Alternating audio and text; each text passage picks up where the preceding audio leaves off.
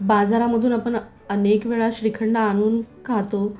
आज आपण घरी श्रीखंड बनवणार आहोत साध्या सोप्या पद्धतीने, तेही घरच्या दह्याचं. मी अर्धा लिटर दही लावलं होतं.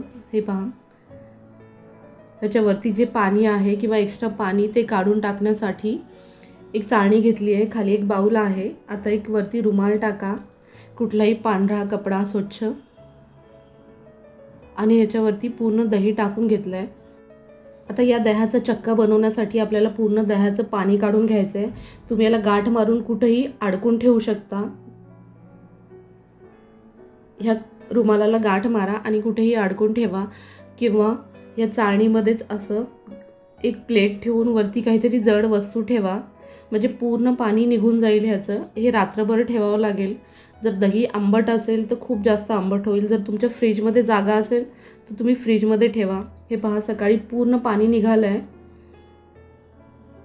आता मी थोड्याशा केसरच्या काड्या दुधामध्ये भिजवून ठेवल्या. हे पहा, घट्टसर असा चक्का तयार झाला आहे.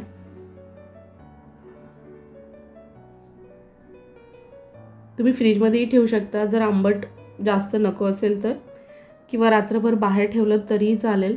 आता या चाळणीने छान चाळून घ्यायचं, म्हणजे एकसारखा छान चक्का तयार होतो. जसं मार्केटमधल्या डब्यामध्ये मिळतं छान प्लेन मऊ असं, तसंच तयार होतं हे श्रीखंड.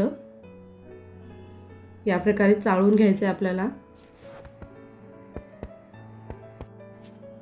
आता हे पूर्ण गाळून झालं आहे. 1 वाटी चक्का तयार झाला आहे. मी तेवढीच पिठी साखर घेतली आहे. आता हे गोड तुम्ही तुमच्या आवडीनुसार कमी जास्त करू शकता.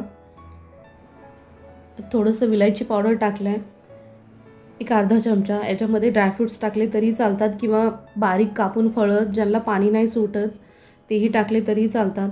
ते ऐन वेळेला तुम्हाला फळं टाकावं लागतील जेव्हा तुम्ही खाण्यासाठी घेताल त्याच वेळेला. हे पहा, मस्त असं घट्टसर श्रीखंड तयार झालेला आहे. आता आपण केसरवाले दूध टाकू. आंबट जर झालं तर तुम्ही एक्स्ट्रा दूध टाका, मस्त लागतं. आणि व्हिडिओ आवडल्यास सबस्क्राईब करायला विसरू नका. थँक्यू.